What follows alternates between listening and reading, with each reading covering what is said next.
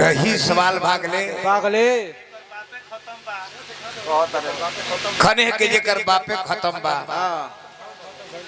ओकर बेटा खत्म होई त का हो और कुछ कले बड़ा बोलना था दो चार गो एक के तो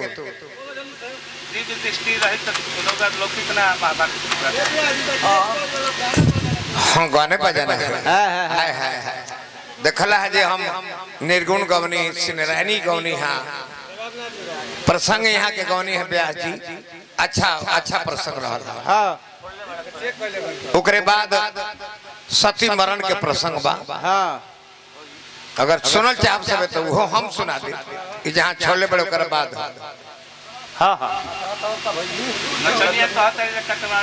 है नचनिया के कहते जे कटवावे ली एक सोझवा बिया मेला मेला जब घुघुर घाटी बांध के नु तबे कर कह की नहीं घुघुर घाटी बांध ली हो बैलवर के गोल जोरा पहले बनात रहनु है नचनिया कहां रानी कहवा एगो कानी बताई एकरा मुंह में हुर दलबा संग टेढ़ हो गेलो मुंह में थाना महाराज लेडी कलाकार संग ना लड़ जाए पार्वती बनौलर ला अना चावतला ऐसा हिंदू प्रसिद्ध अगर केस कर दी तो तारा डांट देबे के पड़ जाए ऐसती बनल पार्वती बनलू हनु अना चतलू सती बनलू हनु बाड़ू सती ले न तैसन काम करे हो ई बुरबा काहे में कुल रोल करा दिलो फंसे के बताहरा ध्यान दियो सती बनरली बताई अना चतली विश्व हिंदू परिषद केस कर दी तारा डांट देबे के पड़ जाए हां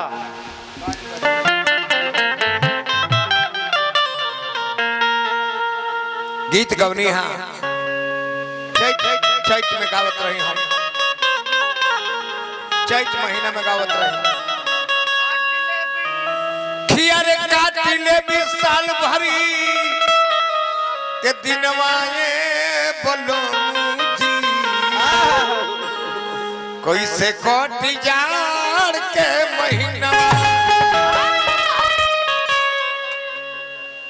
बाकी का फरल के फारे के बाद लगवल के में नहीं लगावे के हिड़ल के में नहीं हिड़े के बबुआ सुबह नया लो रेट बढ़ा कर रखो तभी कि ना पूर्ण उतरी यह जाड़ के महीना हो माघ माघ में पियवा के पता खबर कुछ नहीं खेवत मांगा तारी एक बार संगतिया ले मोबाइल नंबर कि पहले वाला नंबर बंद बा हाय बताई है नंबर गाड़ी में ढुकाल जाला गाड़ी में हाय हतना नंबर गाड़ी में मल्लिका के ये गए खतियाल बड़ पिड़िया से पिड़िया तोरा के जा काहे न कोई नंबर मल्लिका तारा घरे पिड़िया लगाओ ए तोरी बहिनी का रे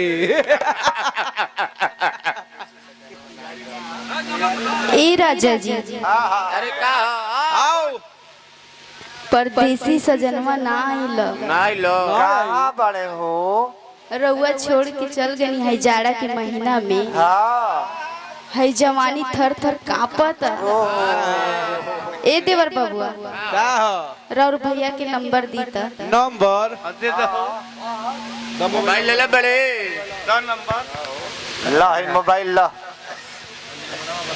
मिलावा ए देवर बबुआ कह तनी नंबर बताई ना नंबर हाँ लिखत बोली 9414 अरे तो नंबर अरे भड़कम भड़क मत भड़का जन ते भड़कत काहे बड़े हिंदी में बोलता है भोजपुरी में बोलता है 94 14 पूछ ले यहाँ सब 14 कहले कि ना जी जी 15 16 17 18 18 94 14 ला ला ला 94 24 हो गईल 1 7 1 7 3 3 14 लगाओ लगाओ लगी दे लगाओ तुश तुश तुश तुश तुश तर तर उठाइए ना आइए ना, ये नचनिया में घुसाइए ना। Number number. हेलो हेलो के बोला था? हाँ के बोलता?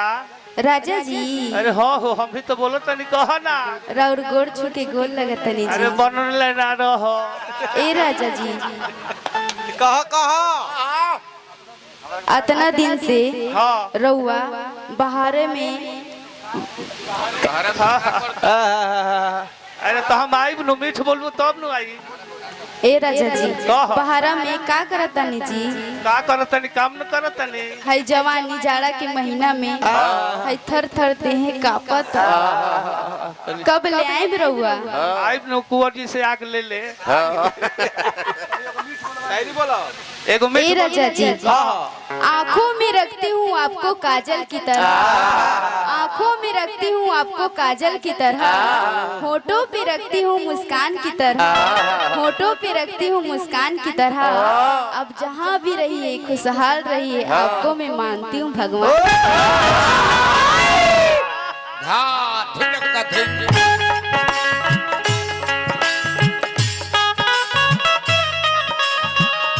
यह परदेसी तहरा कुछ ना बुझा,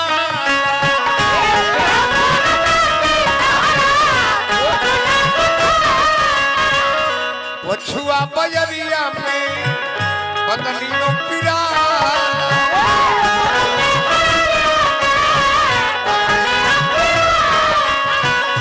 पछुआ बजरिया में बदलियां पिरा।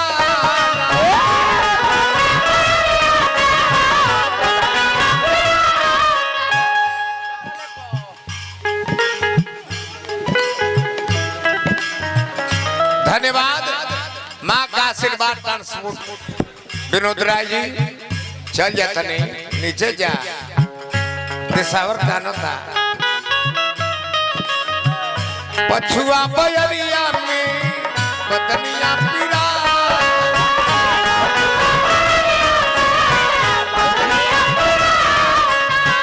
जंगल में हो जाता बिहार। सोना ऐसा सोना के जवनी आती यार, अरे कहे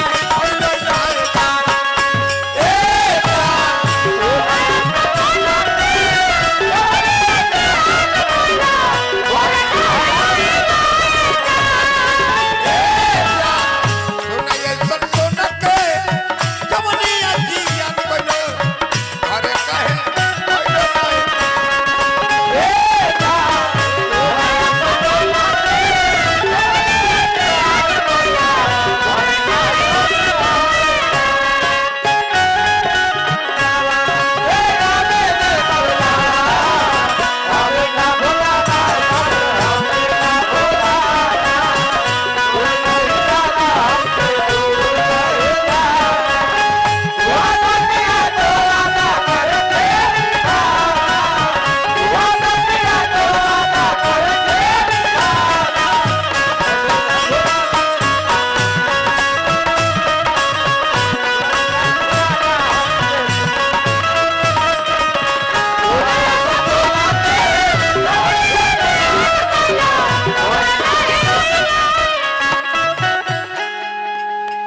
बार बबुआ तनी मनी ताकल आदमी जे काम करता नहीं वही तरह व्यवस्था तोरो बने के चाहत रहे हो गई। ले चंद्रमा बाबू तूफान ट्रांसपोर्ट के मलिका जी 500 रुपया पुरस्कार देनी।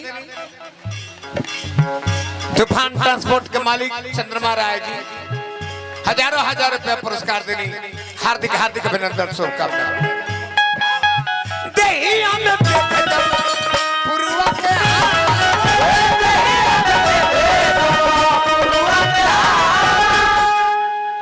काम नहीं खेत करत कौनो पैदा करता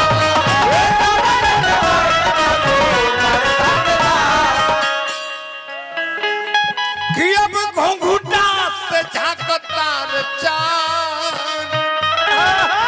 सोना ऐसा सोना के